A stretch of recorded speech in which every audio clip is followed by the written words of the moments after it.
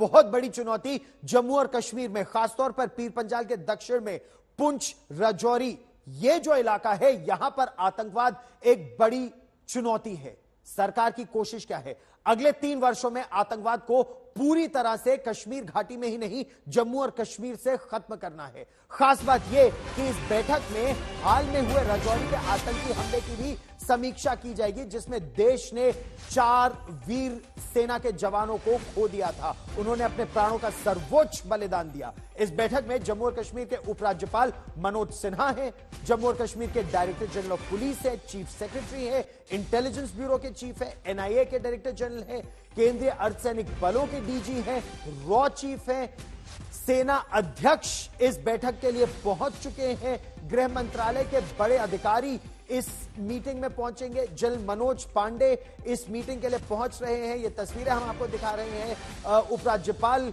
गृह मंत्रालय में प्रवेश कर रहे हैं। अमित शाह ने, केंद्रीय गृह मंत्री ने सुरक्षा ग्रिड और सुरक्षा को लेकर सभी पहलुओं की बहुत गहराई से समीक्षा का प्लान बनाया है, क्योंकि जिस तरह से कई बार हमारे जवानों को एम्बुश किया गया है।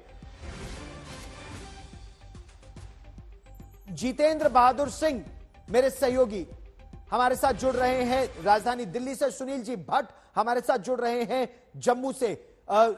जितेंद्र, आपसे जानना चाहेंगे, यह बैठक इतनी महत्वपूर्ण हो जाती है जब हमारे जवानों को अगर एम्बुश कर लिया जाता है, या फिर जितेंद्र से हम एक बार संपर्क साधने का फिर प्रयास करेंगे। जितेंद्र, बहुत महत्वपूर्ण बैठक जम्मू और कश्मीर में सुरक्षा को लेकर, टेरर फ्री करने का ये पूरा रोड मैप क्या है जब हमारे जवानों का एम्बुश कर लेते हैं आतंकवादी पीर पंजाल के दक्षिण में?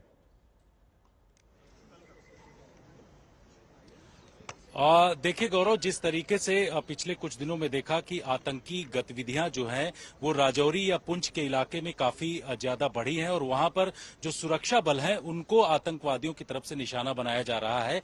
ऐसे में ये मीटिंग काफी महत्वपूर्ण हो जाती है। केंद्रीय गृह मंत्री अमित शाह की अध्यक्षता में ये बैठक अब से थोड़ी देर बाद शुरू होगी, जिसमें एनएसए अजीत डोभाल और जम्मू कश्मीर के जो उपराज्यपाल हैं मनोज सिन्हा, वो तमाम लोग यहाँ पर मौजूद हैं। साथ ही आर्मी चीफ को भी इस बैठक में बुलाया गया है। माना जा रहा है कि जो सुरक्षा के अभी वर्तमान सिनारियो वहां के हैं, उन तमाम चीजों को लेकर के चर्चा की जाएगी और ये कोशिश की जाएगी कि नए साल में किस तरीके से पूरे जम्मू कश्मीर को टेरर फ्री किया जाए, उसके लिए किस तरीके के कदम बढ़ाए जाएं और रोड मैप आगे का क्या होगा, उसको लेकर के तमाम सुरक्षा एजेंसियों के अधिकारियों के साथ ये बैठक गृह मंत्री अमित शाह ले रहे हैं।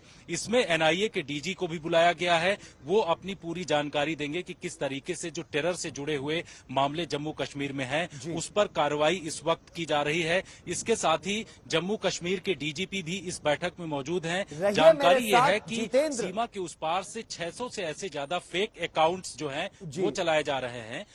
फेक अकाउंट्स एक समस्या है, लेकिन जो इनेबलिंग इकोसिस्टम, सुनील जी भट्ट, यानी वो लोग जो पाकिस्तानी आतंकवादियों को हमारे देश में शह दे रहे हैं, अपने घरों में रख रहे हैं, खाना पहुंचा रहे हैं, वो कौन से लोग हैं और उनकी पड़ताल करने में चाहे इंटेलिजेंस ब्यूरो हो, जम्मू कश्मीर पुलिस हो या सेना की अपनी इंटेलिजेंस हो, इनको इतने वर्षों में सफलता क्यों नहीं मिल पाई है, खासतौर पर अगर पीर पंजाल के दक्षिण के इलाकों की बात की जाए? सुनील जी।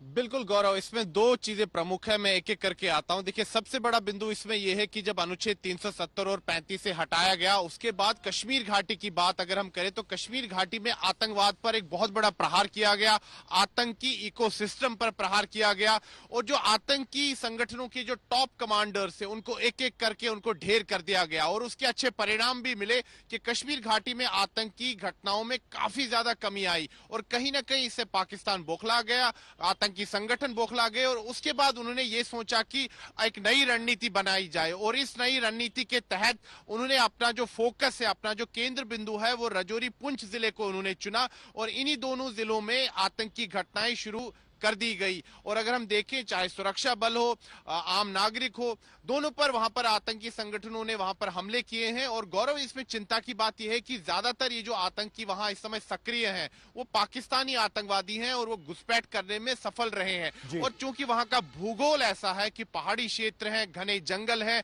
और विजिबिलिटी भी काफी ज्यादा कम रहती है, तो उनको वहां पर नेचुरल हाइडआउट्स भी मिलते हैं, गुफाएं हैं, प्राकृतिक गुफाएं जिनमें वो रुकते हैं। लेकिन गौरव, जिस चीज का आपने जिक्र किया कि वहां पर कुछ ऐसे लोग हैं, ओवरग्राउंड वर्कर्स हैं, आतंकियों के मददगार हैं, जो उनको लॉजिस्टिक सपोर्ट पहुंचा रहे हैं, जो उनको खाना पहुंचा रहे हैं, और इसी के कारण कई महीनों तक ये आतंकी सस्टेन कर पाते हैं उन दुर्गम स्थानों में। तो ये बहुत बड़ा चिंता का विषय है कि पाकिस्तान क्योंकि ये तो दिखाता है कि अनुच्छेद 370 हटने के बाद 2019 के बाद 2024 तक वो जो टेरर इनेबलिंग इकोसिस्टम है, जो आतंकवादियों को पनाह देते हैं, उनके खिलाफ सरकार की कार्रवाई, जम्मू कश्मीर पुलिस की, इंटेलिजेंस ब्यूरो की, इन सभी की कार्रवाई सफल पूरी तरह से नहीं हो पाई है।